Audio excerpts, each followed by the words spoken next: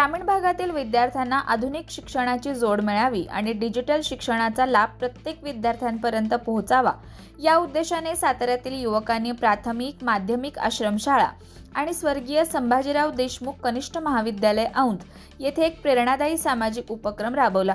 या उपक्रमाअंतर्गत संस्थेला 2 लॅपटॉप, 2 संगणक भेट देण्यात आले।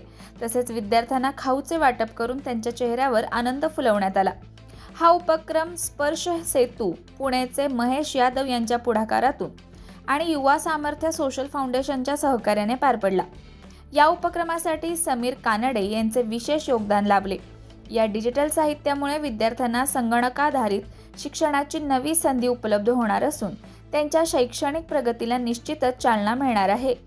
कार्यक्रमाला शाळेचे संस्थापक राजाभाऊ देशमुख, माजी पोलीस पाटील वसंतराव जानकर, नंदकुमार इंगळे, डॉक्टर माकार, मुख्याध्यापक, शिक्षक, शिक्षकेतर कर्मचारी तसेच विद्यार्थी-विद्यार्थिनी मोठ्या संख्येने उपस्थित होते। कार्यक्रमाचे सूत्रसंचालन धर्मा इंगळे सर यांनी केले तर जाधव सर यांनी आभार प्रदर्शन केले।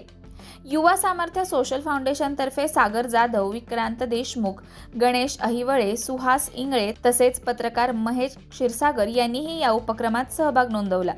यावेळी भविष्यात ग्रामीण भागातील विद्यार्थ्यांना आधुनिक शिक्षणाची साधने आणि आवश्यक शैक्षणिक मदत सातत्याने उपलब्ध करून देण्यासाठी अशा सामाजिक उपक्रमांना अधिक व्यापक स्वरूप दिले जाईल असा विश्वास व्यक्त करण्यात आला। विद्यार्थ्यांच्या उज्ज्वल भविष्यासाठी युवकांनी घेतलेला हा पुढाकार सर्वांसाठी प्रेरणादायी ठरत असून या उपक्रमाचे सर्व स्तरातून कौतुक केले जात आहे। खबर गावाकडची न्यूज प्रतिनिधी ओमकार इंगळे, औंध। आणि ही भावना आम्हाला एक प्रेरणा देऊ आमच्या मुलांना की बघा औंध मधला विद्यार्थी बाहेर जाऊन नोकरी लागून चांगल्या ठिकाणी पुन्हा आपल्या शाळेसाठी काहीतरी योगदान देतोय। त्या पद्धतीनं तुम्ही सुद्धा काहीतरी चांगलं मोठा अधिकारी व्हा। आमच्या सुद्धा शाळेत आमचे जे विद्यार्थी गेलेले ते सुद्धा येऊन अशा बऱ्याचशा काय काय वस्तू मुलांना देऊन जातात। कधी मुंबईत आल्या तरी 2-4 बोललेले आहेत मुंबई पोलीस मध्ये त्या आधी घरात कोणाला जेवण देऊन जातात मस्त पैकी संध्याकाळी। काय नाही एकच यानुसार तिथे दिसतंय म्हणजे जरी आपल्याला त्यातलं थोडंसं माहिती नसेल कुठे दिला किंवा काय फाउंडेशनचं नाव वगैरे मला येत नाही, पण तरी एकच बाबा सांगतो की एखाद्या मंदिरात दान देण्यापेक्षा हे सत्पात्री दान आहे। म्हणजे हे खरंच ह्या युवकांना ह्या मुलांच्या तोंडाकडे बघितलं नाही की असं वाटतं खरंच त्यांना आपण काहीतरी आपल्या जन्मातून त्यांना काहीतरी भेट द्यावी।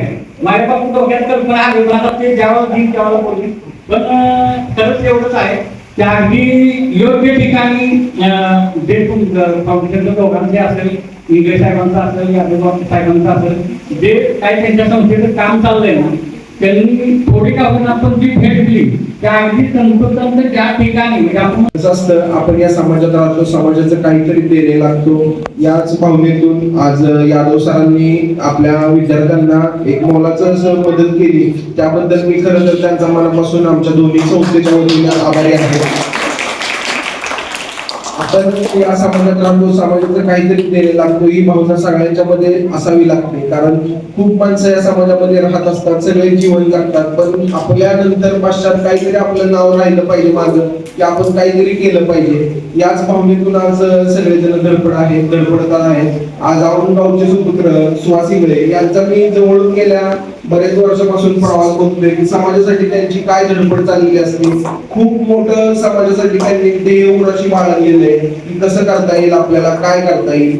आज आपल्या शाळेच्या माध्यमातून जरी काय अजून गोष्टींची काही कमतरता असेल, वेळोवेळी काय असतील, यादव साहेबांसारखे असेच अनेक व्यक्ती आपल्या संपर्कात येत असतात सारखे, तर आपल्या शाळेला जे काही मदत लागेल ते आम्ही नक्कीच निश्चितपणे करण्याचं मी या ठिकाणी आश्वासन देतो तुम्हाला की वेळोवेळी आम्हाला सांगा की हे उपक्रमाची गरज आहे, हा उपक्रम आपल्या शाळेत झाला पाहिजे। नक्की या आश्रम शाळेसाठी आम्ही आमच्या पद्धतीने सहकार्य करू आणि आज इथं हे मदत करण्यासाठी आम्हाला इथं आश्रम शाळेने सहकार्य केलं त्याबद्दल, तसेच आम्हाला इक्विपमेंट उपलब्ध करण्यासाठी यादव साहेबांनी जे सहकार्य केलं त्याबद्दल मी युवा सोशल सामर्थ्य फाउंडेशनच्या वतीने सर्वांचे मनपूर्वक आभार मानतो। धन्यवाद। यांचे मित्र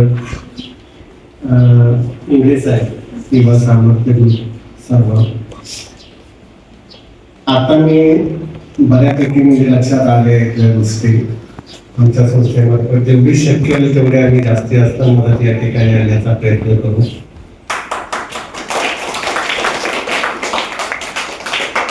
कारण कर्मभूमी जरी पुण्यातली तरी जन्मभूमी सातारा आहे, त्यामुळे माझं शक्यतो हा प्रयत्न चाललेला आहे की आपल्या जिल्ह्यामध्ये, कारण काय झाले की आपल्या जिल्ह्यामध्ये कंपन्या खूप कमी आहे, त्यामुळे CSR पण आपल्या जिल्ह्यामध्ये फार कमी मिळतो. पुण्यामध्ये कंपन्या क्षेत्र कमी, कंपन्या CSR पण जास्त आहे. मी सरांना ज्या पद्धतीने सांगेल त्या पद्धतीने तुम्ही CSR रिपोर्ट तयार करून ठेवा, प्रोजेक्ट तुमचे शाळेचे प्रोजेक्ट तयार करून ठेवा. मग मी कंपनीचे ऍड्रेस वगैरे देईल, त्या कंपनीला तुम्ही ते फॉरवर्ड करू शकता. पण खूप आहे, फक्त त्याच्यापर्यंत पोहोचणं आणि योग्य प्रोजेक्ट रिपोर्ट तयार करणं म्हणजे गरजेचं आहे. आणि आता अवघड काही नाही, तुम्हाला थोडीशी म्हणजे क्लिक देईल त्या पद्धतीने तुम्ही प्रोजेक्ट रिपोर्ट तयार करू शकता. मुलं सुद्धा तुमची खूप तुमची आहेत, छान आहे. खूप बाळांनो हे संगणकाचं डिजिटल युग आहे, त्यामुळे तुम्ही जास्तीत जास्त याचा वापर योग्य कारणासाठी करावा आणि एक सुसंस्कृत नागरिक व्हावं. स्वतः प्रमुखांची लाभार्थी त्यांनी आम्हाला एक सेवा करण्याची संधी दिली. त्यानंतर त्यांची टीम वा सामर्थ्य आणि सर्व ग्रामस्थ त्यांचे मनापासून आम्ही आभार मानतो. थँक्यू. प्रमुख पाहुणे म्हणलं चालेल. माननीय आपल्या आमचे सुपुत्र आणखी एका संस्थेचे संस्थापक आमचे सुभाष इंगळे, त्यांच्याबरोबर आलेले सर्व सहकारी मित्र, औंध गावातून आमचे मित्र बरेच आलेले आहेत. वसंतराव पाटील यांचं, नानासाहेब मतार, यादव साहेब, नंदकुमार इंगळे साहेब आणि बाहेरून आलेले सर्व विद्यार्थी आणि कर्मचारी. एक मिनिट सांगायचं म्हणजे काय, सर्वांचं आभार आलं पाहिजे. त्यानंतर सांगायचं म्हणजे काय साहेब, आमच्या परिवारात अशी दान धर्माची पहिल्यापासून सवय. आमच्या वडिलांच्या पासून गावचे सरपंच असं शिकले, आमची मोठी शाळा आहे तिथे चेअरमन शिकली आणि त्यांचा सुद्धा स्वभाव बऱ्यापैकी दान करण्याबाबतीत चांगला होता गोरगरिबासाठी. आणि त्यांनी शाळा स्थापन केली आमची थोरले भाऊ. त्यांच्या दानाबद्दल तर मला काय बोलायचं नव्हतं. आमचे गाव घरीच आहे, गोरगरिबाला कधी अर्ध्या रात्री कोण आला आमच्या घरी कसल्या अडचणीला तर आपण अगदी सगळं हाताने त्यांनी मदत करायची. तर त्यांच्या संकल्पनेतून आणि यामधून त्या आश्रमशाळा आपली उभी राहिली.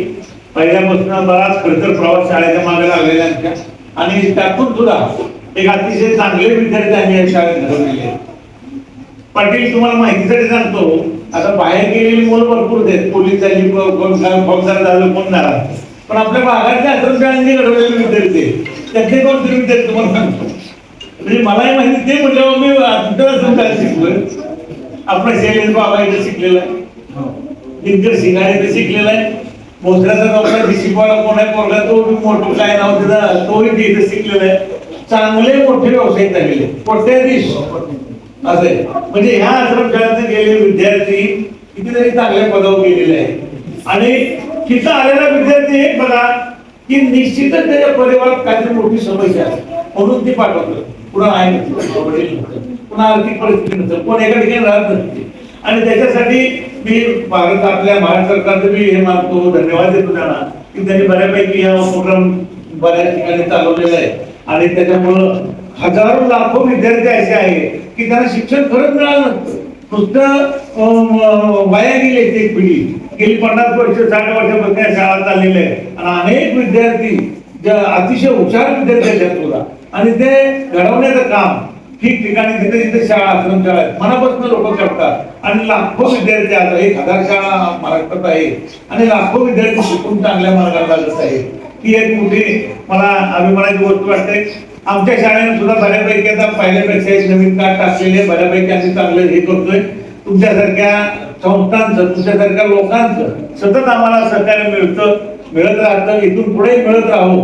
आणि टेक्नॉलॉजीचं आम्ही आता आपण शाळा दाखवतो तुम्हाला तुमची बऱ्यापैकी आम्ही सुविधा तयार केलेल्या आहेत. आणि मला तुमचे धन्यवाद वाटते की तुमच्या संस्थांचं असे खेडेगावातल्या संस्थांवर लक्ष आहे, मुलांच्यावर लक्ष आहे. आणि त्यामुळे या मुलांना नवीन नवीन टेक्नॉलॉजी, आणखी काय साहित्य तुमच्याकडून मिळणार आहे, त्यामुळे त्यांच्या जीवनमानात आम्ही काय आमच्या मर्यादा आहेत, आम्ही कुठंपर्यंत येतोय आमच्यापर्यंत, पण तुम्ही आणखीन काय मदत केली तर मुलांना आणखीन जास्त त्याचा आनंद होतो. आणि खरोखर तुमच्या सुद्धा संस्था अनेक आहेत, मला ऐकून बरं वाटलं. आणि आमच्या औंधमध्ये ही शाळा आमची आता अजून सुद्धा आमचा सगळ्यांचा प्रयत्न आहे, सर्व कर्मचाऱ्यांचा आमचा प्रयत्न आहे की येणाऱ्या काळात एक 5, 2, 5, 10 वर्षात औंध आश्रमशाळा म्हणजे आमच्या इथे वडगावची शाळा चांगली नामांकित आहे, तशी औंध शाळा आश्रमशाळा आपली चांगली व्हावी, भागात जिल्ह्यात आपल्या शाळेचं नाव व्हावं असा आम्ही चांगला प्रयत्न करणार आहे. यापुढे तुमचं सहकार्य असंच मिळत राहू. आता सगळ्यांना वेळ झालाय, मलाही वेळ आहे, तर मी 2 माझे शब्द पूर्ण करतो. पुन्हा एकदा सर्व लोकांना धन्यवाद देतो, आलेल्या सर्व पाहुण्यांना धन्यवाद देतो. जय हिंद, जय महाराष्ट्र. अशाच नवनवीन अपडेट्ससाठी आमच्या खबर गावाकडची या चॅनेलला सबस्क्राईब करा, आमचे व्हिडिओ लाईक करा आणि शेअर करा. धन्यवाद.